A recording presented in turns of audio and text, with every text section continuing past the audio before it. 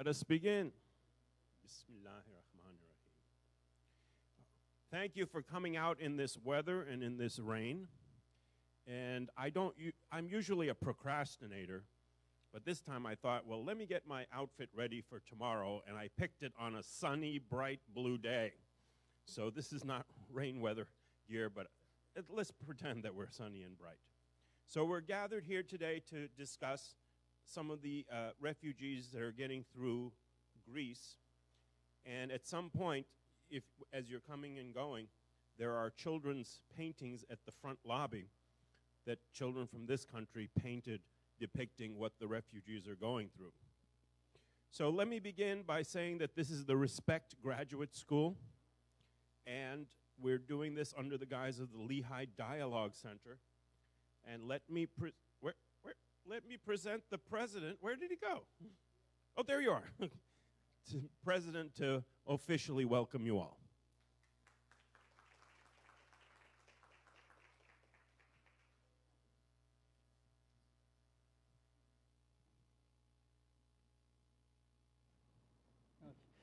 Distinguished guests, welcome to our 15th annual Friendship Dinner. We are all very happy to be here tonight together with you. Like always, let me introduce you to Lehigh Dialogue Center. I know it's usually the same, but there are maybe newcomers, and let me explain what's Lehigh Dialogue Center and what does it do. Lehigh Dialogue Center is a non-profit and non-political organization which was founded by a group of dedicated volunteers in Lehigh Valley in 2004. LDC aims to build relationships among diverse cultures and traditions, provide educational platforms for global and social challenges, encourage people to actively engage in solving social and global problems of humanity, help provide an atmosphere of peace and understanding for all people, regardless of their race, culture, or tradition. We believe that better integration with our local communities will contribute to peace, prosperity, and harmony in our area. We also believe getting to know each other will build bridges between our communities. And respect to plurality and dialogue is key for the world peace. Each year we try to create awareness on a different social problem. Like last year we had our theme was mass incarceration, and this year it's going to be refugee crisis. So we are in a lucky community, actually in a lucky country, and where human rights and democracy is respected, but not all people in every country is as lucky as us. So they can't choose which country they're going to be born in or they have to live in. And so they're having some problems. So today we will try to develop empathy towards that people and try to understand what they are having, what kind of problems they're having, and that's the aim of our program tonight. The best aspect of this kind of programs that we have a chance to be in a diverse environment. No matter how different our backgrounds are, cultures and religions may be, we enjoy the colorfulness of this variety and build wonderful friendships. Consequently, we always wish to keep being part of and foster this lovely and peaceful environment. Thank you all again for coming and joining us here today. I hope we learn from the program and enjoy the food. Welcome again and have a good evening. Thank you very much. All right, if we could get the lights for the video presentation. The video is called Through the Eyes of a Refugee, and it's a project by Amnesty International.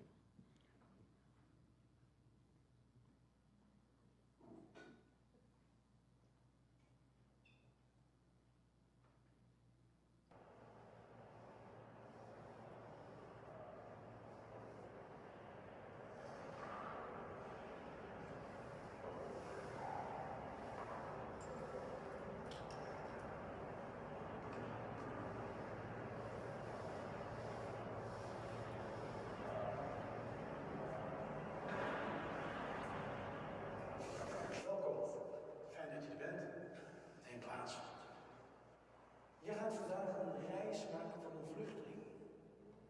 Een vluchteling in Syrië. In hypnose. Concentreer je even op mijn vinger. Als die vinger omlaag gaat, worden je ogen steeds zwaarder. En je zakt dieper, steeds dieper. In de bewuste hypnose. De onderbewustzijn is wagenwijd open, neemt alles op wat ik zeg. Alles wat ik zeg, ervaar je heel intens. is al wekenlang oorlog. Jullie wonen in een stad die al heel lang wordt belegerd. Je bent net thuis naar je werk en plotseling hoor je schieten. Het komt dichter en dichter bij je. Er wordt op je huis geschoten. Een raket komt op je huis af. Een enorme explosie volgt. Overal is stof. Je kunt moeilijk ademhalen.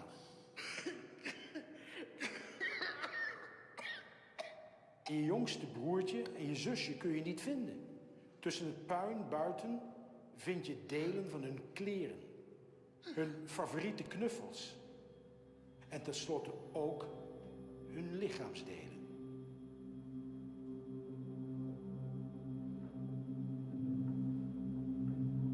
Drie maanden later. Je bent zonder je familie op de vlucht. Je zit in een gare oude bus. Het is bloedheet. En je bent misselijk van de benzinegeur. Politiemensen stoppen de bus. Er breekt paniek uit. Je medepassagiers beginnen weg te rennen.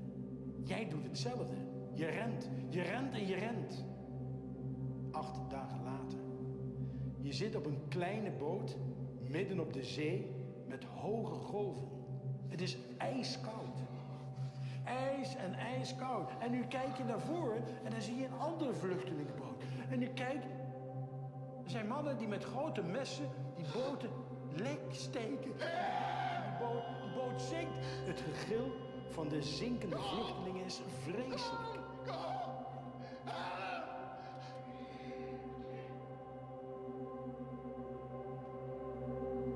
Je bent nu aangekomen in een vluchtelingenkamp. De geur van rot is overal.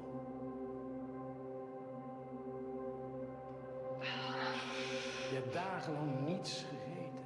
Het beetje eten dat er is slecht. Je wordt ziek.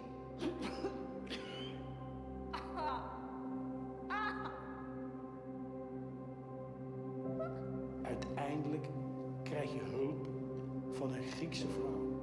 Zij helpt je een officiële aanvraag te doen om naar Nederland te gaan. Je bent eindelijk veilig.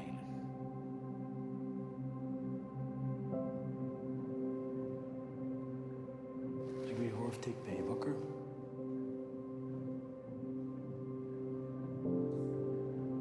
Hoi, Mirko.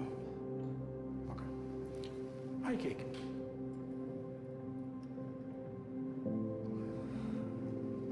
Hoe voel je je? Alsof ik net wakker ben. Zullen we samen gaan kijken hoe jouw reis onder hypnose verlopen is? Ja, zeker.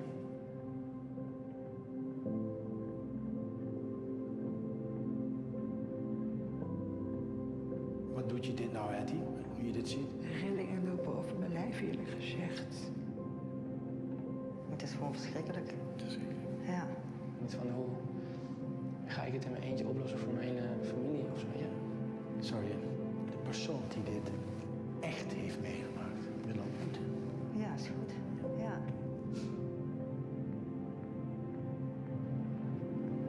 Dat is Marwa. Mag ik je een knuffel geven? Ja. Dank je. Mag ik het? Verschrikkelijk. This is just exactly the story you... Yes. Ik hoop dat wij je een beetje omarmd hebben hier. Dat je een beetje veilig voelt hier. Try to forget this. Ja.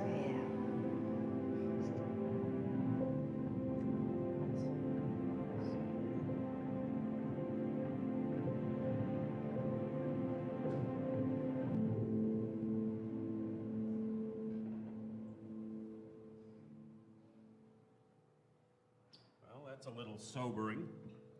Makes you feel glad that we have representatives and senators to keep this country in a state of stability. Here we are sitting ready to eat some good food out of the rain, out of the cold, and we don't expect someone to come in here with an incendiary device and upset us. But of course, in the world, it's happening all the time. So we have here the honor of our keynote speaker, the Honorable Margot Davidson. She is a representative at District 164, Delaware County, near Upper Darby. She was driven for more than an hour to get here in the rain. And before I invite her up, I'll remind everyone that November 6th is voting day. Anyone in her district may choose to elect her. We all have the freedom to vote so that we can keep this country as stable as possible so we don't run into something like this. It can happen anywhere, even in a democracy, even in Turkey. 2 weeks ago, I met a gentleman that had just escaped four days previous. And even though they had gotten their green cards to come over, Turkey was not allowing him to escape. So he had to go by a secret boat from Turkey to Greece, and from Greece from one town to another, and they eventually got him to America. But he left behind his apartment, his work. His family did get to go ahead of him, and he said he left behind a house that his father had left for them, all gone. And they had very little money, especially during the trip. And yet, even in that moment, he wanted to do the honorable thing, and he paid his landlord a month and a half in advance to make sure that he's not inconvenienced by not being able to fill the apartment that he had to leave so abruptly. So he's here. He's a double PhD, and he's very happy to be able to work at a gas station. These are real stories. Happens every day. We forget what we have here in the comfort of what we have. So with that, the Honorable Margot Davidson.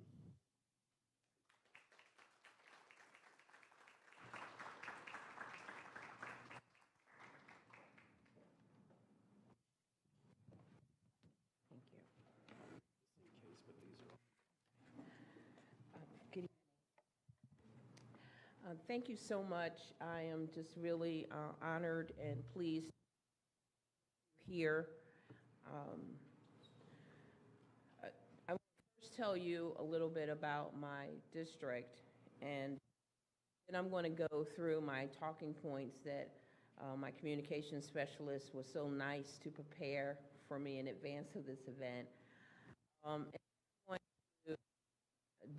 I do more often is really talk to you from my heart about what I experienced in Greece as I remember it and as I reflect upon it.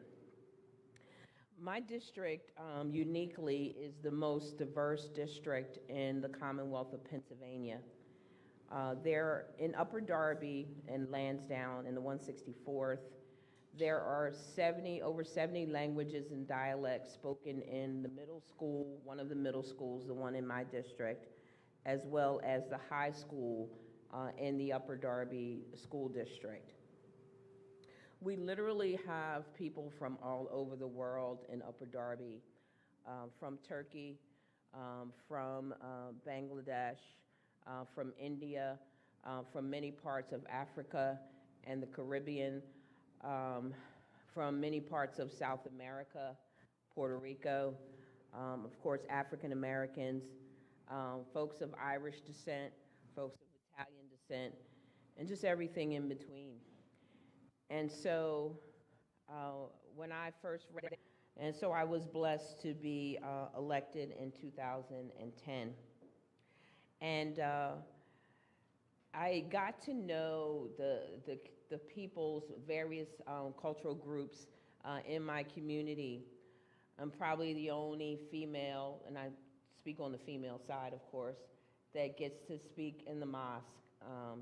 Although I'm a, pretty devout, charismatic Christian and licensed minister, but when I go to the mosque, I'm fully covered, and I embrace my Islamic sisters. I'm also, I think, the only female that I'm aware of, and the only elected official that is routinely invited to the Guadara. There's a big Sikh community as well in my community. And for years I called it the Sikh temple, and I'm still not sure that I pronounced Guadara correctly. But the communities embrace me because they feel as though I'm their champion, and I feel as though I'm their servant. And so when Saeed, I don't know how many know Saeed and Ghazi, asked me to accompany them to Greece to see what was happening to the Turkish refugees, there was no way I would say anything other than yes, I will go. Because I could see in his eyes and in his heart his pain for the people that he knew in Turkey and for what was happening to his native land. So now the talking points. First of all, I do want to thank you for the introduction and the opportunity to talk about the crisis of the Turkish refugees and what we in Pennsylvania can do to help. And the plight of the Turkish refugees reminds me of what Governor Wolf said in his inaugural address about our founding father here in Pennsylvania, who of course is William Penn. He said that William Penn established a colony built on the foundation of tolerance and inclusion, where religious minorities could trade persecution for prosperity. From its very beginning, Pennsylvania has championed the values of social and economic justice, gender equality, openness to immigration, religious tolerance, entrepreneurship, and education. This is the challenge that the Turkish refugees pose to us now as Pennsylvanians. Do we offer sanctuary? And we know that sanctuary cities are under attack and are not as welcome in our current political environment. Do we offer sanctuary and opportunities to the persecuted, or do we close our doors to them? At the request, as I said, of Saeed and Ghazi, I went to Greece to see and hear for myself about the persecution of friends and relatives of my constituents in Upper Darby that I told you about. As you well know, since the coup in 2016, the so-called coup, I later learned, a dictator has ruthlessly persecuted hundreds of thousands of its own people. A total of 48,305 people were arrested by courts across Turkey in 2017 over alleged links to the Gulen movement. And many of them were a part of the Gulen movement, but what Gulen was supposedly to have done and been involved in, from my vantage point, seemed ridiculous, since he's been in Pennsylvania, in the Poconos, in his conclave for so many years. Since the so-called coup, Turkey has suspended or dismissed more than 150,000 judges, teachers, police, and civil servants. 169,013 people have been the subject of legal proceedings on coup charges. And what I learned that's not written here from my friends and my hosts in Greece was that martial law was instated in Turkey, and therefore the court proceedings were really just a sham in order to do what Erdogan, is that correct, wanted to do with folks that were a part of the Gulen movement. The country's educated classes have essentially been gutted. To save themselves and their family, Turkish families had to flee the country. But escape from Turkey has been hazardous. Human smugglers are both a means of escape and also a potential danger. They steal money and leave people to be captured by the Turkish authorities. The stories that I heard from the refugees when I went to Greece were harrowing. they would do anything to escape Turkey to live in freedom. She must have watched my video, because I did a video about the story that most impacted me while I was in Greece. So I'll get back to that. Over 1,200 Turkish families have taken refuge in Greece. It's expensive to stay in Greece and try to learn the language. And many of you may know that in Greece, the economy has collapsed. So many people, many natives of Greece have not been able to find employment, and now are confronted with a new population of immigrants. Time is not on their side, and government is tracking the refugees. U.S. has tightened restrictions on refugees, and folks trying to get to America, it's very fortunate that the story that we were just told, that the person was able to make it all the way to America, because it's difficult to get out of Greece when you don't have a passport or a green card, and the Turkish government is still tracking you. How do you travel? Every city, every town that you go into, every country border, national border that you cross is wrought with its own peril. And then now, in this current political environment, immigrants are not welcome, and as they once were. But the United States has greatly benefited from the Turkish community. As you know, the first wave of Turkish immigrants came to the United States in the 1800s and have been making very important contributions to America ever since. Almost 50,000 immigrants came to the United States between 1820 and 1920. These were farmers and workers who took difficult labor-intensive jobs during the Industrial Revolution. Their labor, your labor, the labor of immigrants in particular is what has grown the United States to be the economic power and the economic engine of the world that it has been. A second wave of immigrants began to come to the United States in the early 1950s. They were mostly male Turkish professionals, such as academics, physicians, engineers, and architects. Numerous Turkish Americans have made notable contributions to American society, particularly in the fields of education, medicine, music, the arts, science, and business, such as Fiza Gürzi, who was a professor of physics at Yale University and won the prestigious Oppenheimer Prize and Wigner Medal. Muzaffar Sharif, who was one of the founders of social psychology, which helped develop a social judgment theory and realistic conflict theory. And the list goes on and on.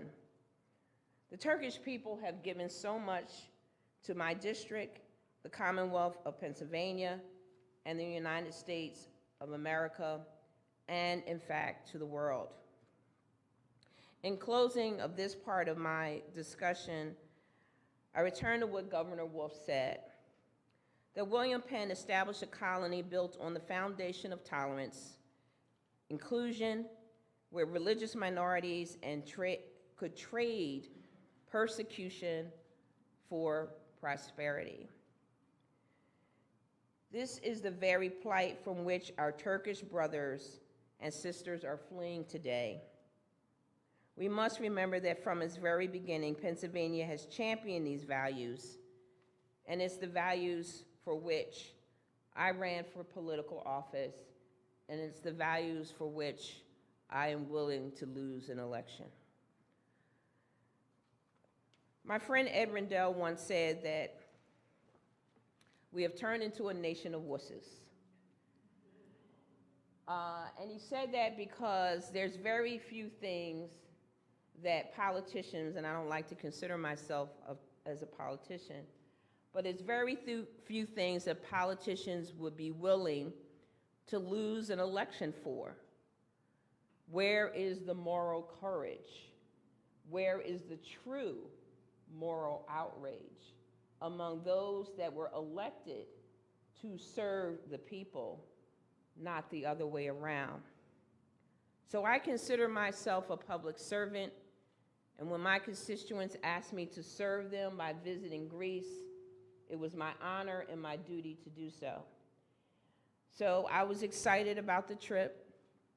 I wanted to see what had brought such sadness to my friends' eyes. And I wanted to provide some type of relief if I could. So I asked my girlfriend, who's a minister who has traveled all around the world on missionary trips, to accompany me. They asked me if someone else could go. And so we started gathering up supplies and things to take to folks in Greece. So when we got there, it was a rigorous schedule. They finally did let me see the beach on the last day of my trip. I had to beg, though. I said, I'm in Greece. Can I please at least see the seashore before we leave? But it was a vigorous schedule because they wanted us to be able to see as many families as possible. And the stories we heard, not only from the mothers and the fathers and the children, was just really so harrowing. We spent so many days in tears, but also in joy that they had made it to the shores of Greece after all they had been through. The story that had the most profound effect on me and the other men, because I think at that particular sitting I was the only female because we split up, and all of the men that were in the room, and I was just struck by the pain on their faces, but yet their strength. And the woman, one of the women that was presenting to us, one of the Turkish women, was telling her story of how they had went through the journey of trying to get out of Turkey. And they went through so many series of escapes with the smugglers guiding them, smugglers abandoning them, and then having to find new smugglers before they got to the river to cross over into Greece. So finally, after cover of darkness, after being hungry, after being swindled, after a smuggler took their money and never got them to the river, finding another smuggler, all the while knowing that the Greek authorities were chasing them with her young child, they finally made it to the river. And the woman talks about how she froze because she couldn't swim. And the river was kind of rocky, and she just did not want to get in. And she's describing the story, and you could see the fear on her face as she relived it. And her daughter began to tell her, come on, Mommy, we can make it, we can make it. And so they began to cross the river. This is a river where many people lost their lives as it rose, as they tried to get across. And they were in the flimsiest, if you can imagine, a plastic boat that's not seaworthy, not river-worthy, trying to get across a river as there's tides and as there's waves, and the river is really rocky. As they were getting close to shore, the daughter went to the bank. She's describing seeing her daughter there, and the waves began to push her down under, and she began to sink, and you could see the terror of death on her face as she's going down into the river. And her daughter is screaming. She could just hear her daughter screams, "Mommy, Mommy." Her daughter got back in the river to pull her up out to the banks of the river. Her daughter saved her life as she was drowning in the river, just as they made it to the bank. There was not a dry eye in that room of all those men and us from America. From that story and every story that was told of the harrowing journey, just as we saw in the film, we began to understand that this was indeed a crisis of epic proportions. And at that time, the international world really didn't know what was going on. And so, I began to say, how can we let people know? How can we let people know? And we had reporters, and, you were there and recording what was happening. And so I was willing to tell the story of what was happening in Greece. What helped me get through a very emotional, and I could have been depressed, time was the generosity of the Greek people. We had visited a hospital, and it was a Greek woman that saved or helped a family with a wife who was pregnant, who had to escape because she would be put in jail with her child. She wound up having her child in Greece, and they named the child after the Greek woman. And they explained to me what a monumental thing it was, because Turkey and Greece's cultures and past and history, to actually name your child, your Turkish child, after a Greek woman because of her generosity.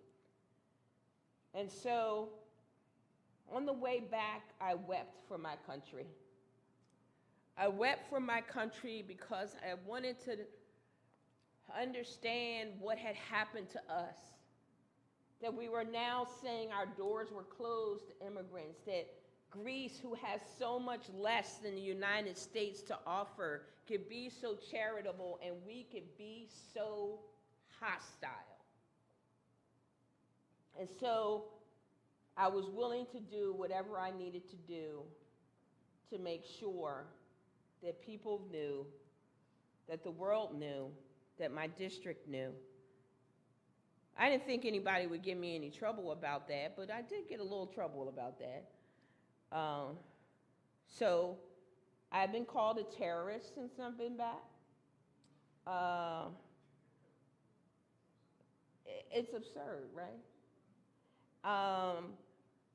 And my association with the Gulen movement has been called into question, how a representative from Pennsylvania, wasn't any taxpayer money spent, but how a representative from Pennsylvania could dare go over to Greece to, be a part of the terrorist Gulenists and to promote terrorism abroad.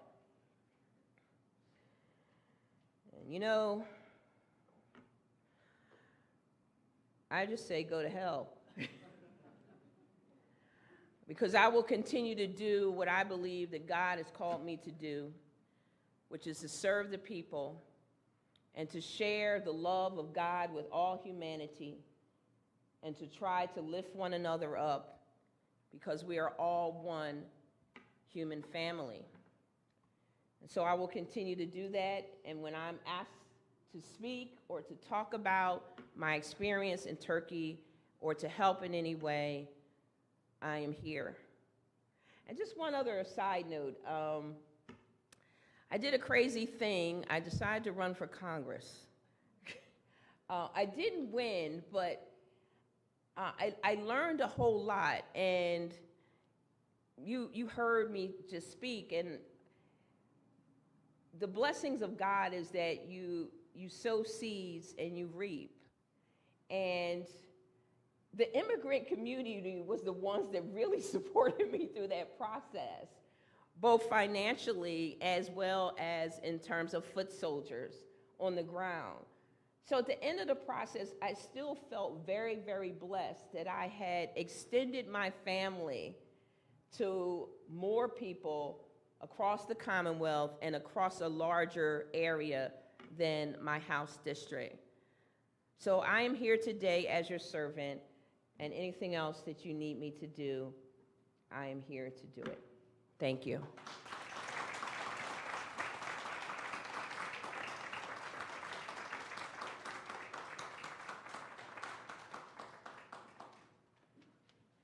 It was well worth for you to drive an hour and a half to get here.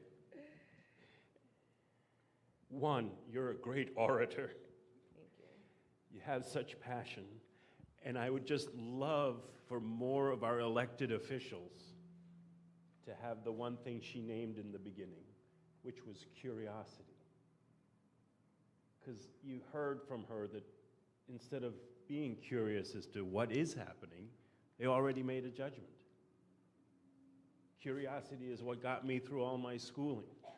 Curiosity is what's created everything.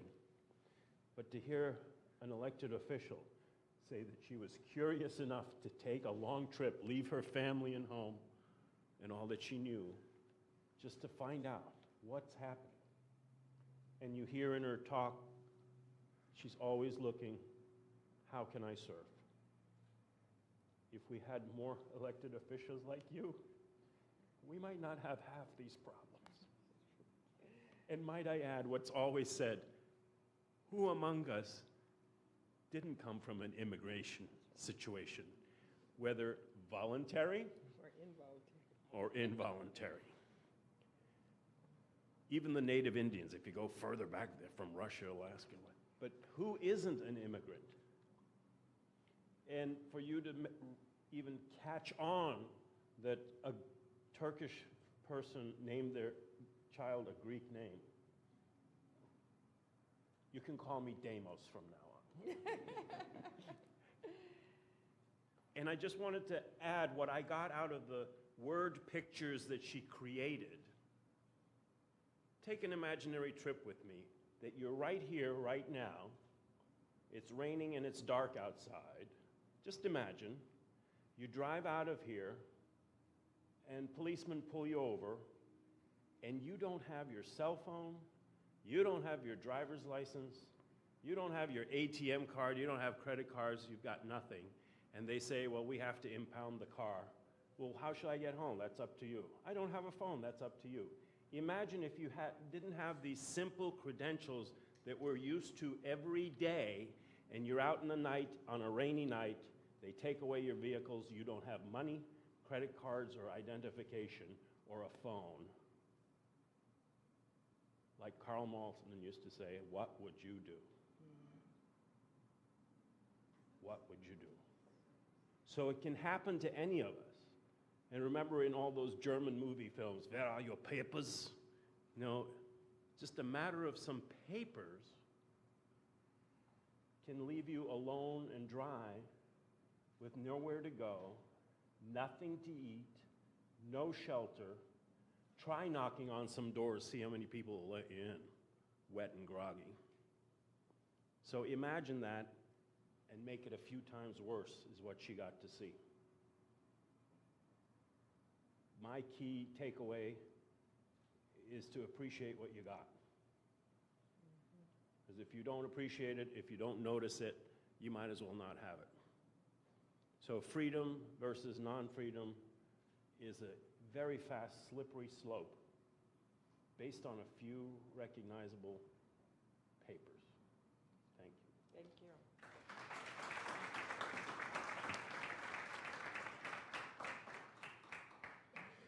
I've been asked to comment that the fans that you have in front of you, it's not our way of trying to save on air conditioning, but as our gift with the LDC logo on it so that you might remember tonight, as our gift to you.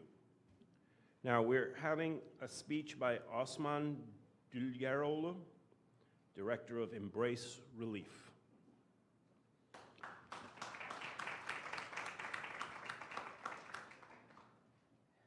Good evening, everyone.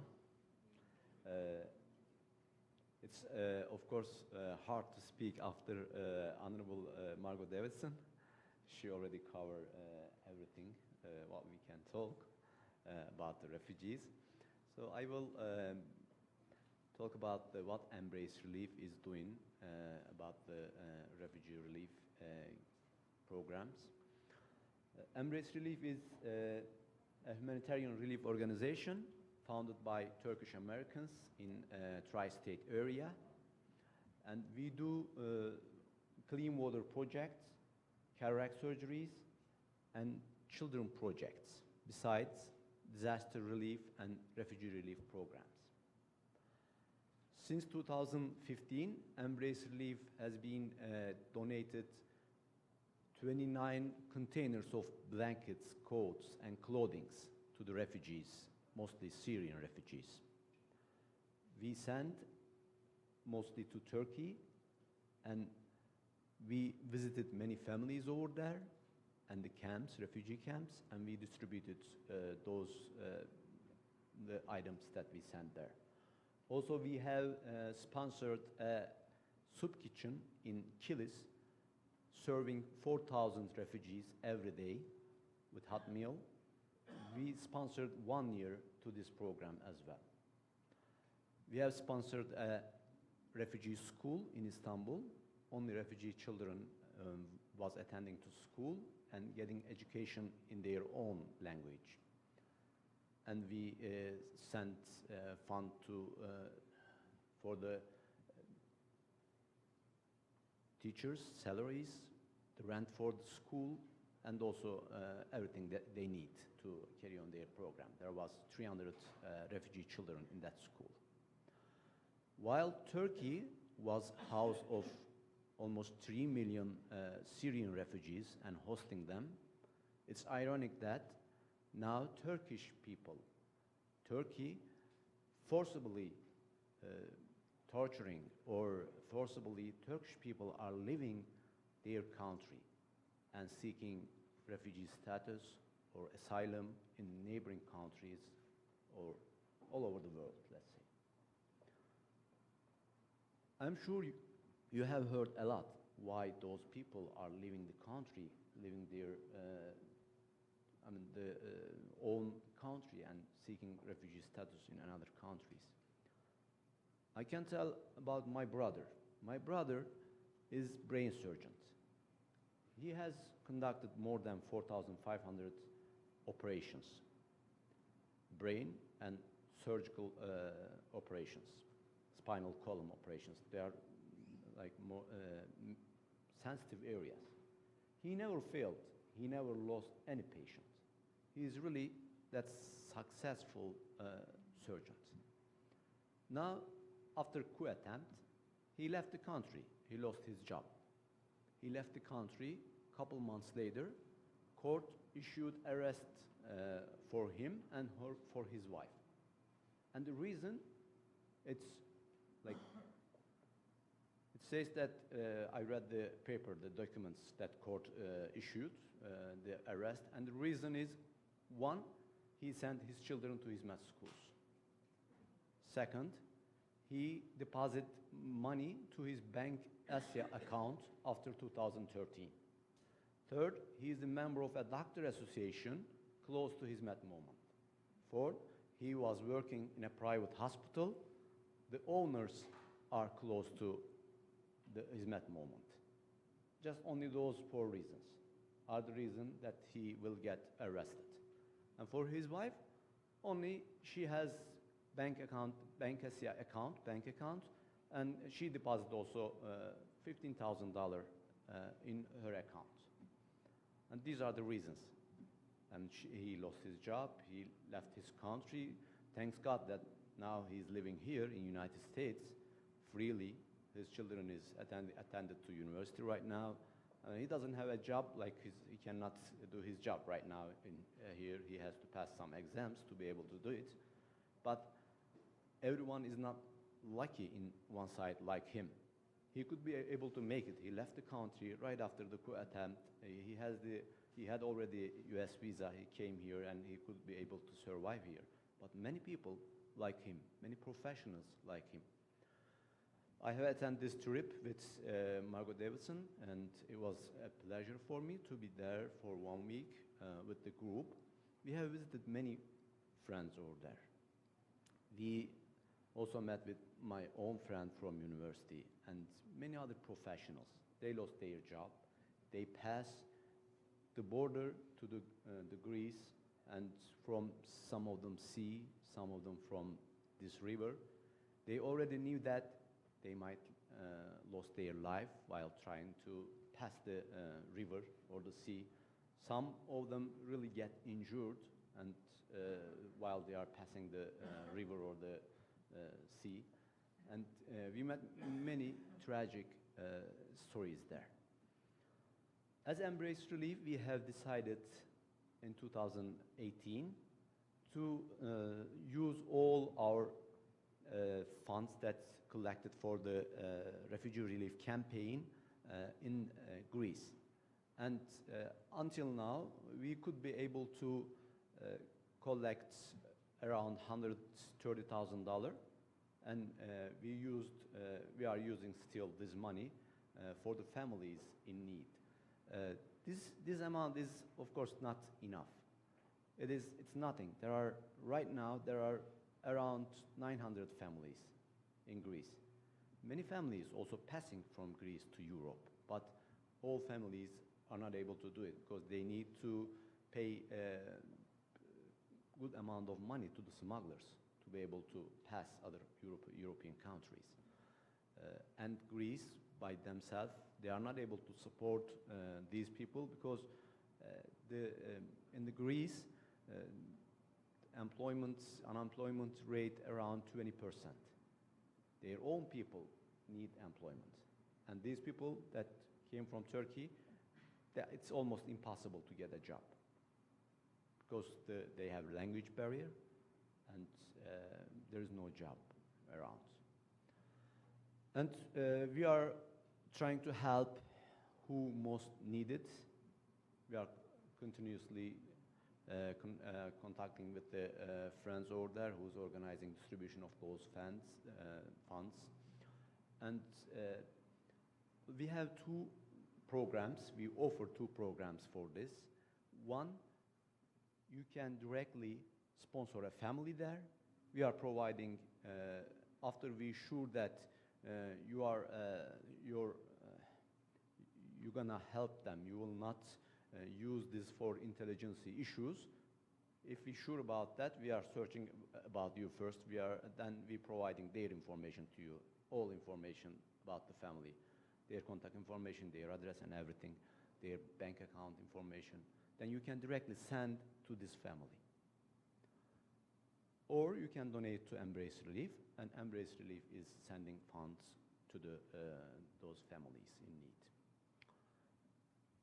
Again, I would like to thanks to Turkish Cultural Center, to Respect Graduate School for their continuous support.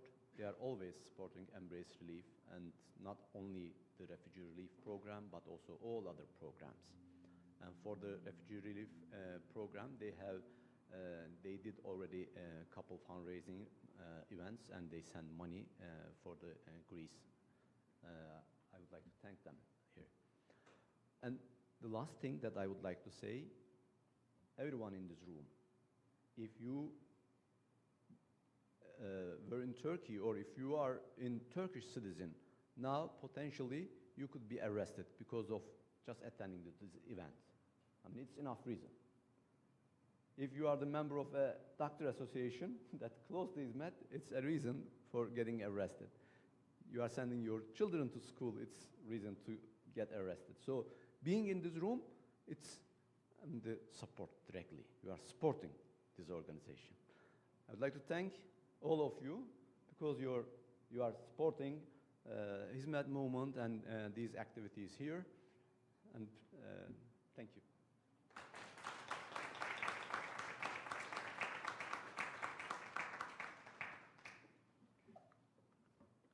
Let me take you on another journey. You get pulled over by the police. And you say, "Officer, was I speeding?" "No." "Was my registration expired?" "No." "Well, why'd you pull me over?" "Well, we have a warrant for your arrest." "What are the charges?" "We see that you made a deposit at the Santan Don't You Dare Bank.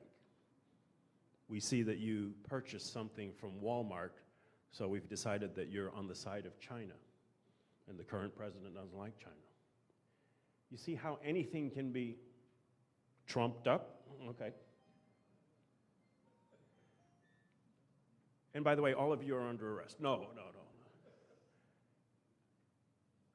When I first met Fethullah Gulen, I was told that when Russia fell in the late 80s, his movement is to provide education. And by the way, some of his schools have produced some of the highest brains and award winners in the world. But he had started somewhere between 700 to 800 schools when Russia fell on the lower borders to make sure that there would be no educational anarchy.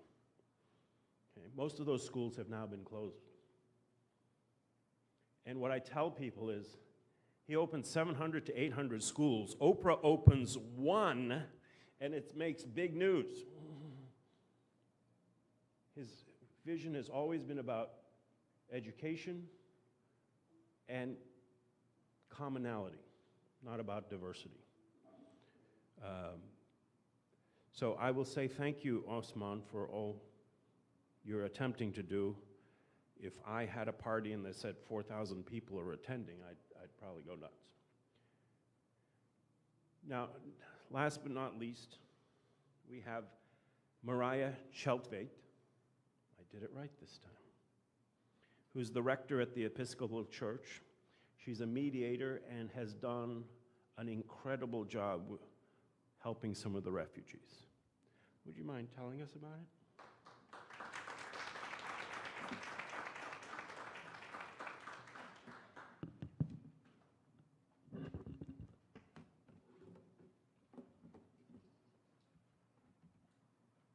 Thank you. I realize I am the last standing between you and dinner, so I'm going to go very quickly. Originally, Saibin Gebremariam, who is an Eritrean refugee, was supposed to be here this evening, but he was offered more work this evening, and so because he's just moved to a larger apartment, and I'll give you a little background on that later, he is not here, and none of his friends could come because they all work second shift as well. So I want to tell you a little bit about some of the refugees who are in our community. And as you can see, if you look at this picture, they're coming from all over the place. And I will tell you a little bit about where some of our refugee neighbors are coming from. Some of the earlier refugees came from Burma or Myanmar. And if you know anything about Myanmar, you'll know that there are all different kinds of tribes from all over. So most recently we've been hearing about the Rohingya, but many of the refugees who've come to our area are Karen or Chin or Karini. I don't have that much contact with them through the Refugee Community Center because most of them have been coming for a while, and First Presbyterian Church has a service for them. And so they're already a little bit more integrated into the community. They've been here for a little longer. There are still a few coming, but so they're some of the longest refugees in our area. And I don't know why this is not moving anymore.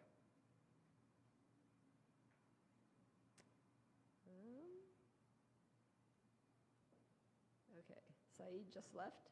Saeed, it's not going anywhere. It's stuck. Okay. Then we have quite a few refugees coming from Eritrea, which is sometimes known as the North Korea of Africa. Many of them escaped through Sudan, up into Egypt, some into Israel or through Libya. One of the refugees came all the way from into South America and up that way. So this is Zabib, who had just given birth a few days before. And then the little boy that you just saw in this picture, they had his baptism and they had a party, and so they're wearing their traditional Eritrean dress for the party. And then Syria, we hear a lot about Syrian refugees. We have quite a few Syrian refugees who have come. and most of them are Muslim. And so now we have no more Syrian refugees coming because of the ban that has started. And then the Democratic Republic of the Congo, there are quite a few refugees coming from there. So the ones from Eritrea, most of them are Coptic Christians, and the people from the Democratic Republic of the Congo are also Christian, and so we are still getting families in. This is one of the teenagers. Some of the families from the Democratic Republic of the Congo, one of the families is actually an aunt and three brothers who their parents were killed, and she's illiterate in her own language, so it's been very hard for her not only to learn English, but to learn a written language at all. And so they're struggling to make ends meet because it's very hard to get a job if you're illiterate. We also have some people coming from Afghanistan. They're not technically refugees because of the relationship between the United States and Afghanistan.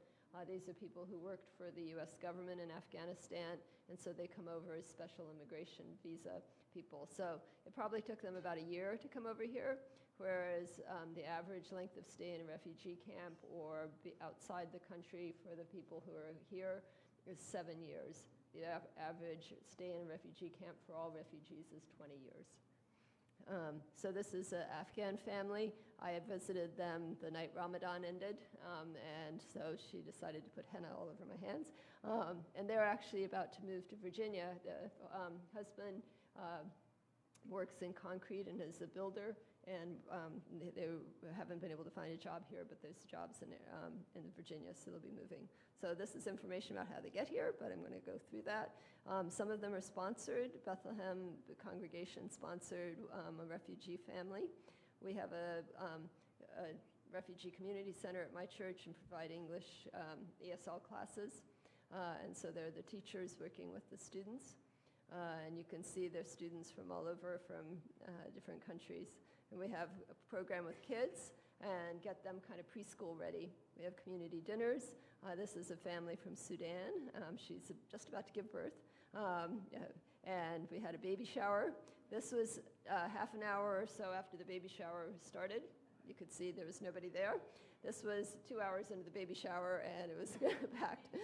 We had 8 women, and we're going to have another one in December, and I think we have 12 women. So here's some of the women that we honored that day. Here's a family from Syria. Maysoon is her name, and they belong to the Muslim Association Lehigh Valley.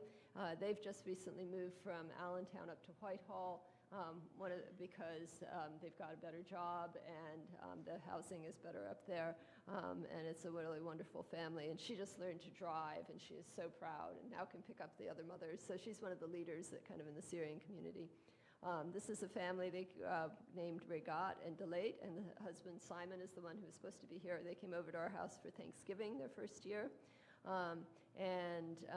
So Simon, who is the one on the far right, was a helicopter mechanic in Eritrea and flew with people who would come into the country. So he met people from all over the world, and then the Eritrean government decided that he was a spy because he had contact with all of these people, threw him in prison. Then they threw him in a prison further over in the desert toward Sudan, but they didn't guard it very well because they thought nobody could escape from there. So he and a friend escaped, went into Sudan, but they did not go to the refugee camps there because they had heard that they were dangerous, and sometimes people go and kidnap people from the refugee camps and then contact their families and ask for ransom. So he was in Khartoum, and then Regat and Dalet, his wife and son, were able to escape from Eritrea and join them. And then that's Regat's brother, who also escaped and has been in a refugee camp in Israel for, I think, the last 7 years. And he was just finally able to be brought over, and so he just arrived a couple of months ago. And so it's pretty unusual to be able to get a sibling to come over. Usually you can get a parent or something. So, and here is a group that I went with. I took them, Senator Patrick Brown asked me to come and do the opening prayer at the Senate. And so going over from one side to the other are two Eritrean women, Bizrat and Regat, and then an Eritrean man, Samere, and Faustina is from Congo, one of our volunteers from the Refugee Community Center, Leiluma from Afghanistan, and I can't remember the young man's name who's the sibling of the other young woman from the Democratic Republic of the Congo. And just a quote from our scripture: when a stranger sojourns with you in your land, you shall not do him wrong.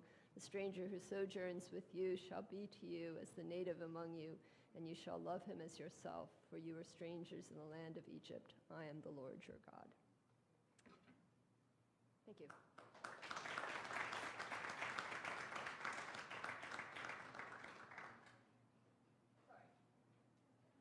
I was supposed to tell you what Simon is doing now because we were supposed to be talking about a success story. So Simon, many of the refugees start off working at Lehigh Valley Hospital, cleaning, because that's a job that they can get without much language. He started working also in a factory, and then at one point he was doing the midnight shift.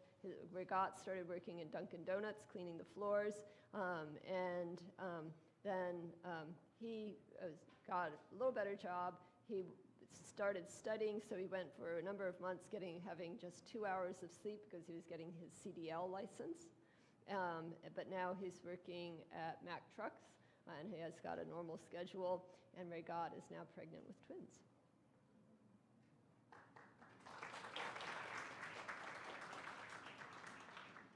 Thank you, Mariah. You're all making me feel very lazy. But if you have a job that's better than cleaning the floors at Dunkin' Donuts, and if you feel fortunate, might you consider some of the envelopes that are on your tables to donate whatever you wish to donate, and 100% of it will go to help. There will be no administrative fees. And also there's a sign-up sheet if you want to be on an email list for further events of this sort. And I would be remiss, even though I want to buy them all, there are some auction items in the center hallway near the bathrooms. It's a silent auction. You can write your name and bid on them. Some beautiful Turkish tile work and some other kind of paintings. We'll keep that open for about 10 minutes after the program's done. And now, before we begin our dinner, I invite one of our revered members here, Dr. Walter Wagner, for the prayer for the meal.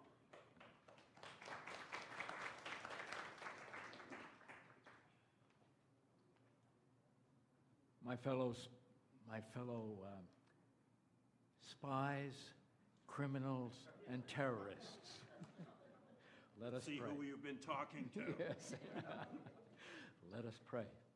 Bismillahirrahmanirrahim. In the name of God, most gracious, most merciful. You are the one who is gracious and merciful to all of us, and we pray especially this night for the world that you cherish and have created and still maintain. We pray for those brothers and sisters who are in prison, who are threatened with imprisonment, and we ask that you feed them not only physically but also spiritually. For the food that is before us, may it be used to serve you and guide us on the straight way. This we ask in your name. Amen. Thank you, Dr. Wagner. And as the meals come out, I do appreciate all of you coming.